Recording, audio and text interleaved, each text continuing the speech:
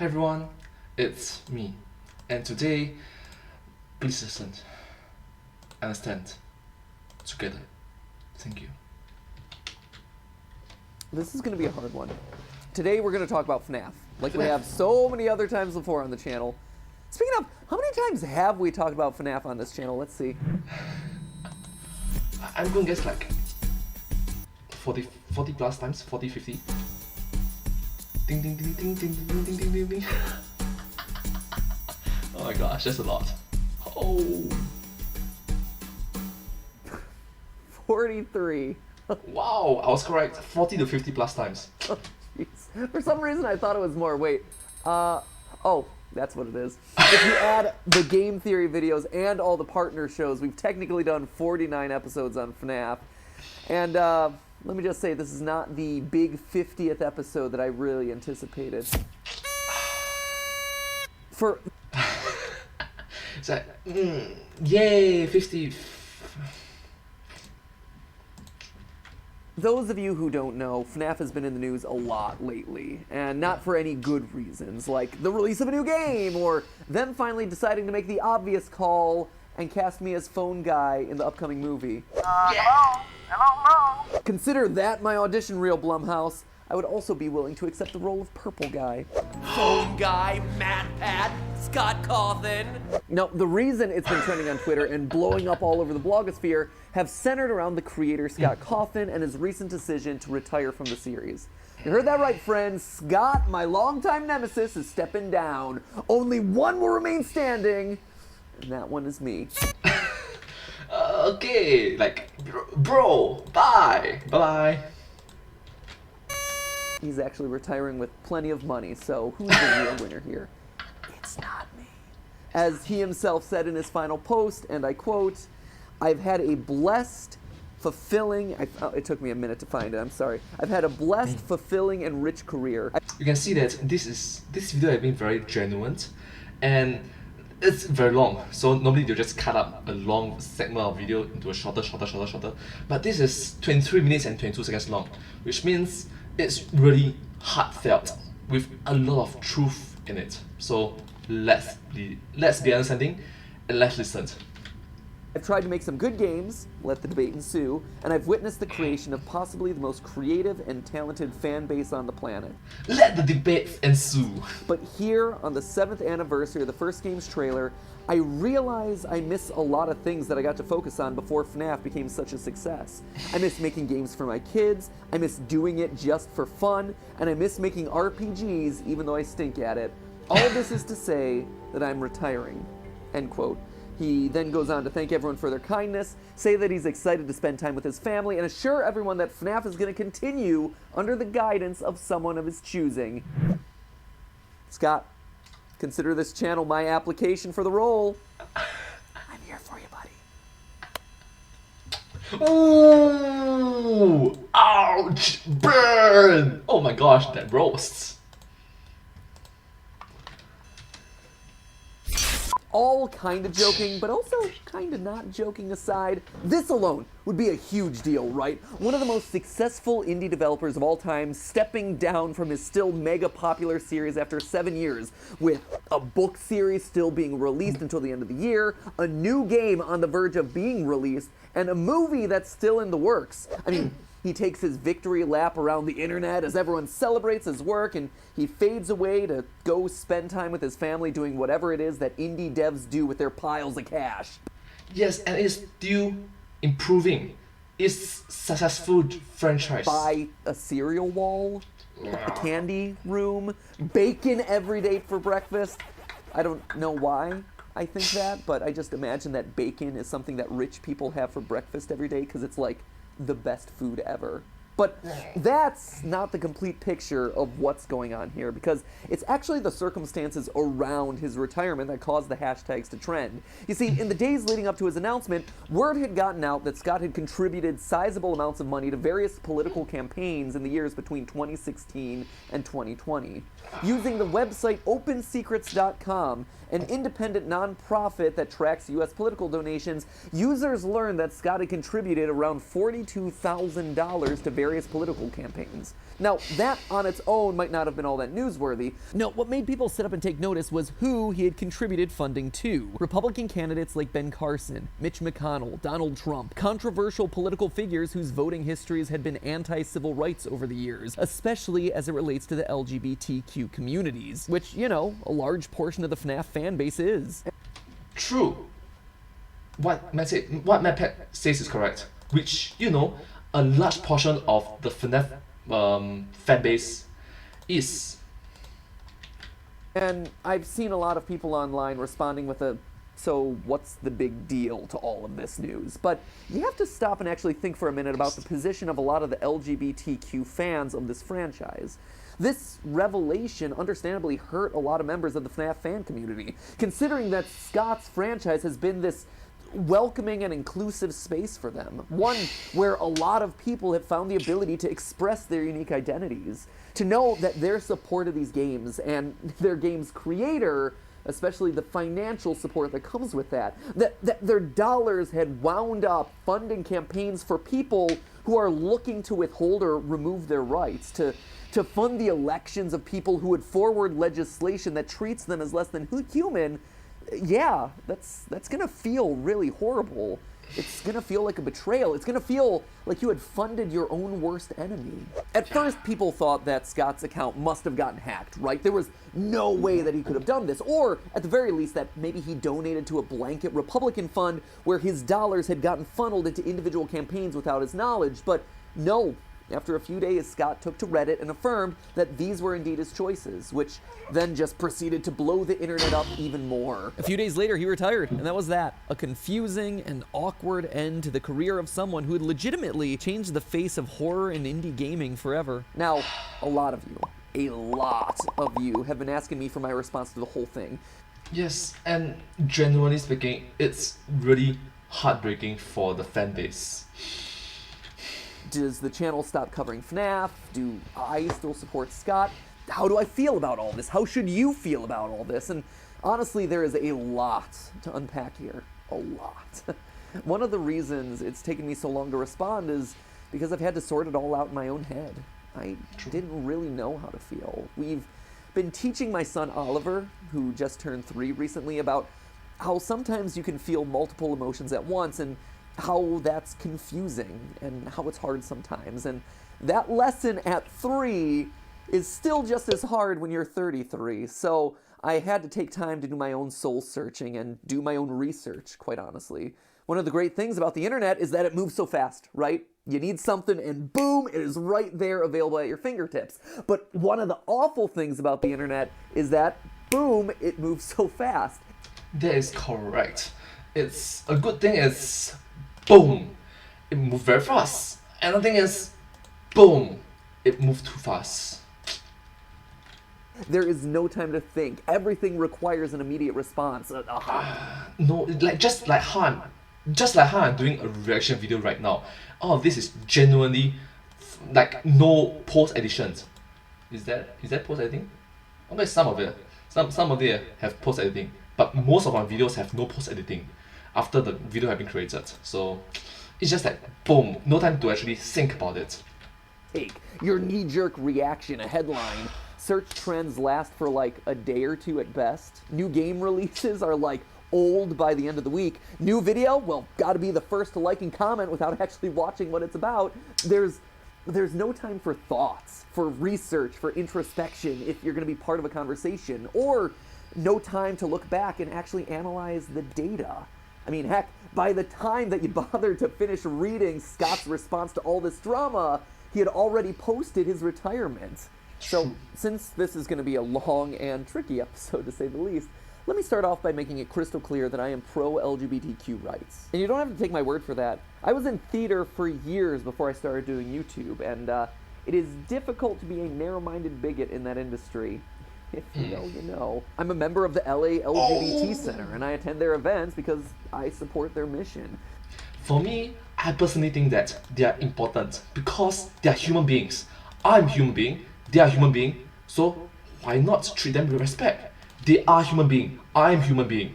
Respect them. Thank you.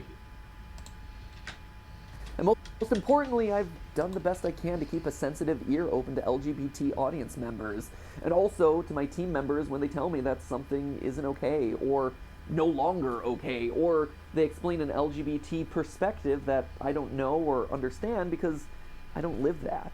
I don't have that experience in my life, so I'll never be able to know everything or be able to truly speak on behalf of people in that community, but the best I can do is to try and remain an ally who's always ready to be supportive and as sensitive as I can be. Anyway, I don't say all this to make excuses or try to defend myself by wrapping up in a rainbow flag. Actually, coming off of Pride Month, it actually bothers me how so many companies just use identity politics to be trendier, try to sell more merch. It feels more like clout chasing to me rather than, actual stances on things. Now, I believe that if you want real change, it's not changing your logo to a rainbow for 30 days, but rather it's giving people of all types opportunities 365 days of the year, regardless of how they identify or who they love. And I'm proud to say that the team consists of people all across the spectrum. Oh my gosh, you are actually correct. Don't just show respect for them for one day, show respect for them for 365 days. 1 year, 2 years, every day. Show respect for them. It's not just one day, every day.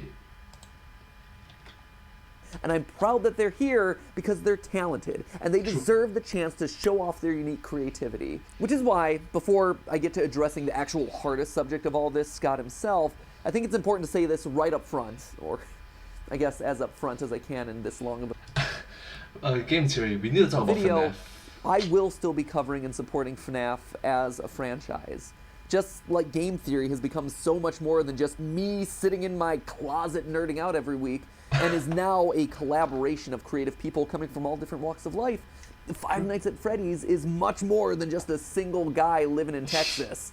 I know, it's easy to point at his little anim dude avatar and assign everything in the franchise to him. Heck, I've made a running gag out of our little rivalry over the years. But in reality, Scott's just a figurehead, a visual shorthand to represent everyone who is now instrumental to the running of this franchise.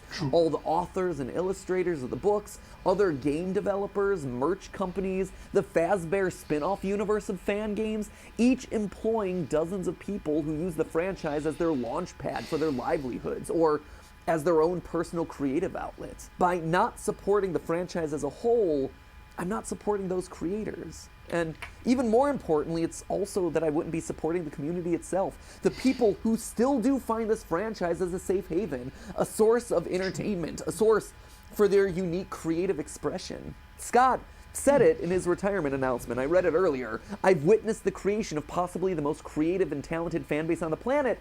And he's not kidding. There are so few fandoms like the FNAF fandom. I mean, what other franchise has so many darn fan games dedicated to it? And to me, these fans are the lifeblood of the community now, of this entire franchise now, not just Scott himself. Especially when it started from a small indie game. That's awesome, isn't it? And let me make it clear, just because I choose to support the series doesn't mean that I think anyone is wrong to not support it. That's definitely not the case. Wherever you choose to draw the line on this issue is completely valid. I'm just taking you through my thought process and all the variables that I went through as I came to terms with this whole issue. But aren't I, by supporting the series, contributing to Scott's income and thereby what he chooses to do with that, you might ask? And yeah, you probably are, sadly. And that's just a choice that everyone's going to have to make based on their own personal criteria. To me, the good of supporting the community around the franchise and the jobs that it creates is worth whatever minor impact that Scott may be able to enact in the political sphere, which is an issue we'll be getting to in a second. Because here's the thing, friends, this sort of dilemma applies to pretty much any major company that you talk about. There are good people and bad people pretty much everywhere, and not even that extreme. There are just people that you agree with and people that you disagree with everywhere. True, not just that extreme. Like people that you agree with and people that you don't agree with. Yeah, there's the pros and cons of being in a human society. People are genuinely different. For one example that I think we could all relate to, just look at Walt Disney. There's great evidence to show that Walt was probably prejudiced against other races, women, other religions. As one biographer states, quote, Disney willingly, even enthusiastically embraced anti-Semites and cast his fate with them. So, do you stop watching Disney movies as a result of that money going directly into his pockets? Or, I guess at this point, the cryogenic pod that the Walt Popsicle waits in, waiting to be reincarnated? Oh, waiting to be reincarnated. One day. Or, a more recent and much more extreme example, billionaire J.K. Rowling, creator of the Harry Potter universe, who has just all sorts of problematic viewpoints that she chooses to share on Twitter. Do you stop supporting the Harry Potter franchise to prevent adding to her immense wealth? You can, and it is absolutely a valid option. Hitting people in their pocketbook is always the best place to get them to notice. But where things get complicated is when you start looking to their influence outside of just their IP. J.K. Rowling, for instance, is rumored to earn a cut of every ticket sold to Universal Studios. Does that mean you then boycott that entire place? Even if that isn't true, it's still a licensing deal that she profits from, and by going, you contribute to her ongoing success. It is like this impossible dilemma. I think the TV show The Good Place actually summed this issue up best. These days, just buying a tomato at a grocery store means that you are unwittingly supporting toxic pesticides, exploiting labor, contributing to global warming. Humans think that they're making one choice, but they're actually making dozens of choices they don't even know they're making. In my mind, it ultimately amounts to a personal choice where you have to weigh the good of a decision against the bad. As YouTube video essayist Lindsay Ellis said in her examination of whether you can support Harry Potter without supporting J.K. Rowling. Because of her wealth and influence, she's going to be believed more than the lived experience of trans people. And while you can absolutely control the way you read or engage with a text, you cannot control the way an author uses their money and influence. And if LGBT rights are something very important to you and you think Scott is dangerous to those, then him stepping down from the franchise and removing himself from social media dismantles a lot of the things that could make him dangerous moving forward. So you can always weigh that into your consideration of how you're going to view the overall franchise. But don't forget that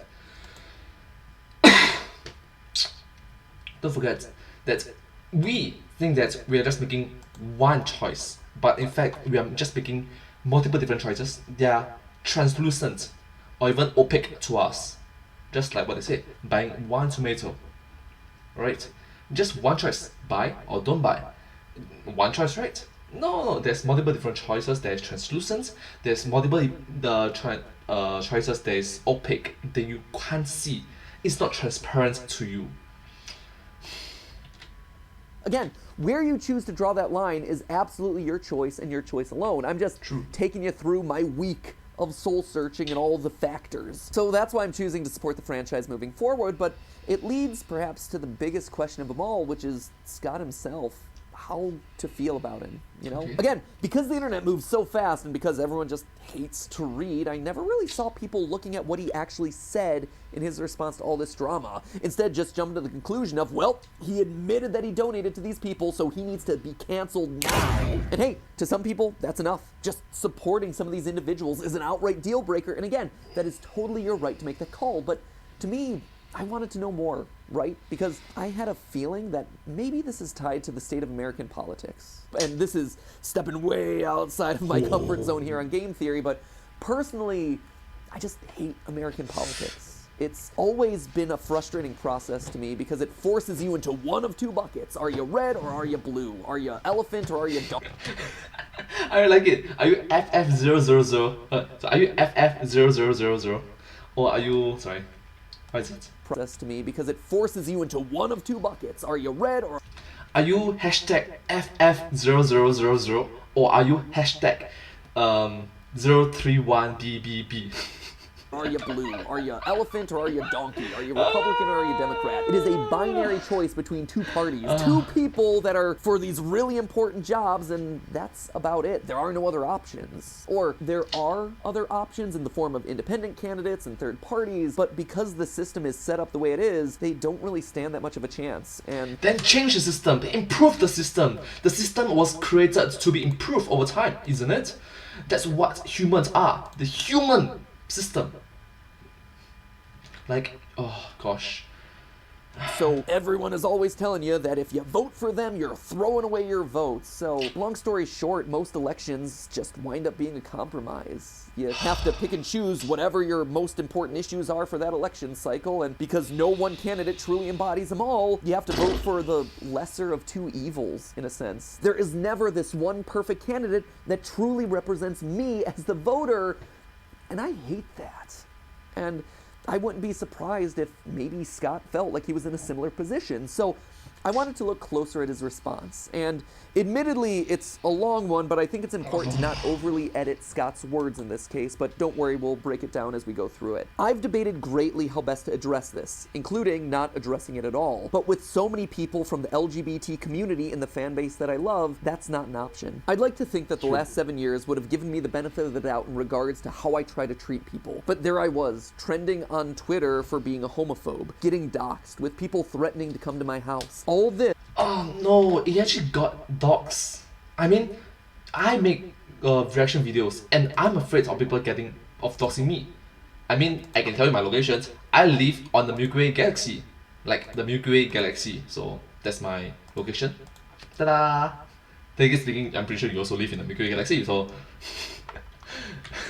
It's because I exercise my right and my duty as an American citizen Milky Way galaxy! to vote for and support the candidates who I felt could best run the country. For everyone. And that's something that I won't apologize for. Okay, let's break there for a minute. First, as someone who has received very vivid death threats and have had to go into hiding out of fear of my family's life, just because I do a dumb show online where I call Sonic slow, personal attacks and threats are not okay. Never, period, end of story. Agree or disagree with him for who he chooses to support, fine. Pull your support of him, of his franchise, of his games, absolutely.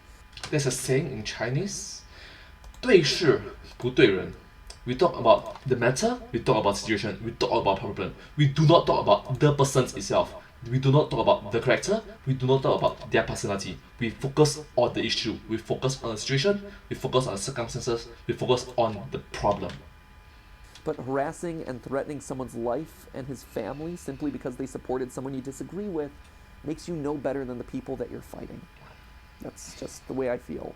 And when it comes to giving Scott the benefit of the doubt, like he asks for in this response, honestly, he has that from me. It's easy to overlook, but Scott over the years has donated over $1.2 million of his own money to charities. Scott called it himself! Including $50,000 to the Trevor Project, an organization that is focused on helping LGBTQ youth. Does that necessarily negate the $42,000 that he made in political donations? Again, that is a personal choice for you to make the call on, but I think it at least merits hearing the guy out. Anyway, the quote continues. For those of you who took the time to look, you saw that the candidates I supported included men, women, white people, black people, Republicans, and Democrats. I supported Kimberly Classic in Baltimore because I believed that she So where's the Asians? I'm an Asian. really cared for the African American community there and wanted to pull them out of poverty. I believe she could have really made a difference in a time when so many black communities were struggling. She lost, unfortunately. I supported Tulsi Gabbard, a Democrat, even though I disagreed with her on several issues, because I felt she would have been a good and fair president. And yes, I supported President Trump because I felt he was the best man to fuel a strong economy and stand up to America's enemies abroad, of which there are many. Even if there were candidates who had better things to say to the LGBT community directly and bigger promises to make, I believe that their stances on other issues would have ended up doing much greater harm to those communities than good. All of this explanation, I fear, is wasted, as people don't want to discuss with one another anymore. They want endless apologies and submission. People who are expecting those from me will get neither, end quote. I feel bad for Scott Cawthon because he is a small content creator who happens to make an indie game who became very popular. So, yeah, I just feel bad for him that being a small content creator, he burst into popularity, and I just feel bad for him actually. Okay, so now this I mean, I'm a small content creator, and if I burst into fame, I may lose sight of who I am. That's the reason why I call myself Mundane Singaporeans, Humdrum Singaporeans, mediocre Singaporeans, just another average Singaporean. I'm an ordinary, typical Singaporean. I'm plain, I'm boring. I want to hold myself back. The present me is holding my future me back. Like my future me lah, right? So that the future me, when you are looking at this, know that you are just another human being. God damn it. Please, don't forget your roots. Don't forget me. The future that is watching this video. Don't forget me. Alright? Anyways, let's continue the video. This gets to the heart of the problem that people had with Scott, who he chose to support through his donation dollars. And the list is quite long. If you look at opensecrets.com, 16 candidates specifically singled out for donation dollars, with one Democrat, Tulsi Gabbard from Hawaii, like he called out in a statement, who, in his response, he not only chooses to support, but actually calls out as his first choice of candidate for president. I think this actually merits looking into. It's a bit weird. I'm about to roll into kind of like a mini game theory on political donations, which I don't really love, but hey, if we're doing it, let's do it right, so here we go. So, looking at the timeline of his 2019 and 2020 donations, Tulsi is in fact the first to receive any money from Scott, followed by his donation to Trump 2 months later. Now, this timing also happens to coincide with Tulsi starting to lag in the polls. What this tells me implicitly is that when his first choice, Tulsi, was no longer a viable presidential candidate, he instead pivoted and donated to the candidate that he most believed in, who also had the best shot of winning, Donald Trump. But what was the policy that Scott appears to have cared about the most? Well, if you look into all of the candidates that he chooses to support, there's one and only one commonality across all of them: tough foreign policy, keeping the military strong, keeping trade strong, and standing against foreign powers like North Korea. I think the mirage, the illusion of tough is hard to comprehend. It's difficult to comprehend, it's difficult to summarize, it's difficult to equalize, because one small action can seem tough to the masses, or one small mistake can seem weak. We are not too sure at always. We can make it up, but things doesn't always go as planned. This also coincides with his statements about defending against enemies abroad, recovering the economy, and how other issues would do more harm to the country than good. Apparently to Scott, nothing worse can happen to your civil rights than getting dunked on by an overseas nuke. Now, I've seen people say that everyone on Scott's donation list also had a history of opposing same-sex and transgender rights. I chose to look into this, and across the board, that's largely true, except for Tulsi, who, well, she was inconsistent about it at best. It's true, she had a history of being anti-LGBT, but since joining Congress in 2013, she supported efforts to promote LGBT equality, including co-sponsoring pro-LGBT legislation like the Equality Act, which, if you don't know, is a bill to amend the 1964 Civil Rights Act to promote and protect LGBT individuals. And then, again, at the top of 2019, she went on Twitter to defend trans Americans in the military, so big ups to her on all of that. However, things get more complicated because in 2020, her reputation was again put into question when she introduced a bill that many saw as anti-transgender, something that was leveled hard against Scott's choice to support her. But it's worth noting that this was after Scott chose to donate to her campaign. The TLDR of all of that voting nonsense is this: when Scott chose to support her campaign, publicly facing, she was pro-trans rights.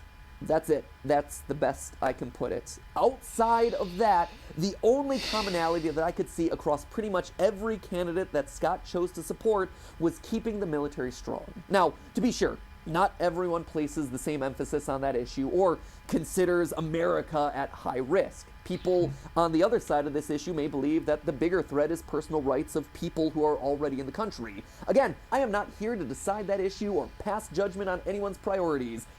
God forbid, I do not want to do that. But it is my I agree with you. The comment section is going to burn up. It is going to burn up. theory, my political theory, that Scott, like so many other Americans, may have found himself caught in a situation where no one candidate truly reflected the complete slate of policies that he supported.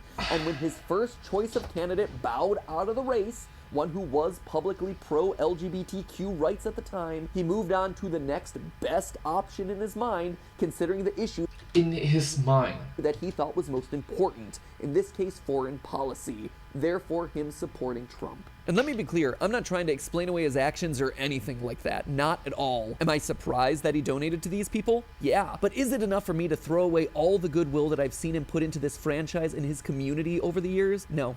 It's not. Like I said, a donation is a donation, and to many that is more than enough to condemn him, but I just thought it was interesting in my research and deserved to be called out when talking about this really complicated topic. I think the challenge here is that life isn't black and white, red or blue, and that the internet a lot of times struggles with nuance, struggles with those gray areas. I gotta be honest, I'm sad that this is how everything wound up.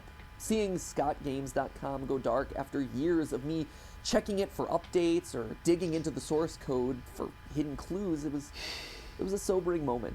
True. It was a sad moment knowing that it was dead now, as a fan of this franchise and as someone who respects all the work that Scott's done. But I think the solace that I have, and what I would encourage anyone out there who is struggling with this to look at, is the net good that this series has provided. Regardless of Scott's political affiliation, his true beliefs, whatever they may be, this series has been a source of security and identity for so many people over the last 7 years, and it will continue to be that moving forward for even more.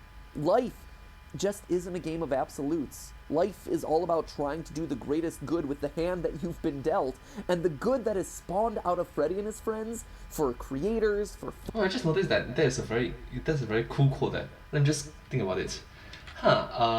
So yeah, that quote was actually quite interesting. Let me just re-quote again. his true beliefs, whatever they may be, Right. this series has been a source of security and identity for so many people over the last 7 years, and Okay. it will continue to be that moving forward for even more. Okay, let's go. Life just isn't a game of absolutes. Life just isn't a game of absolutes.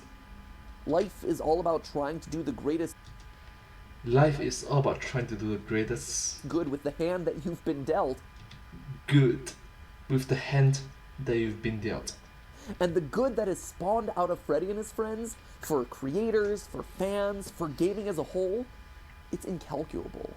My last few theories have had this recurring theme of, it's a new era of FNAF, the old story is dead, we're on to the next iteration of this franchise, blah, blah, blah, blah, blah. And I gotta be honest, now that rings true more than ever. But I assure you, I'll be here with you for the ride. Yeah! And I'll be here reacting to the videos. But hey, that's not a theory, honestly. That's a fact. I am gonna be here with you for the ride. But this is a game theory. Thank you for watching, and thank you for staying open-minded. Thank you See so you in the much. next one. Thank you. Thanks so much.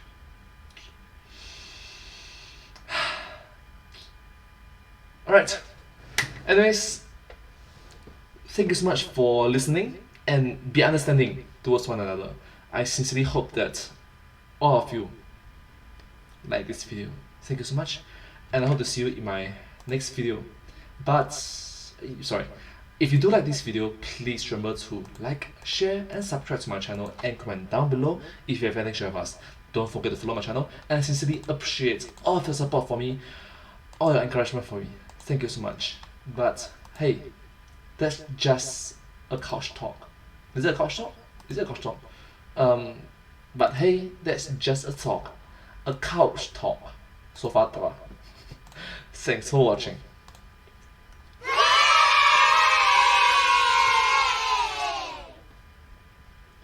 And I hope to see you in my next video. Bye bye.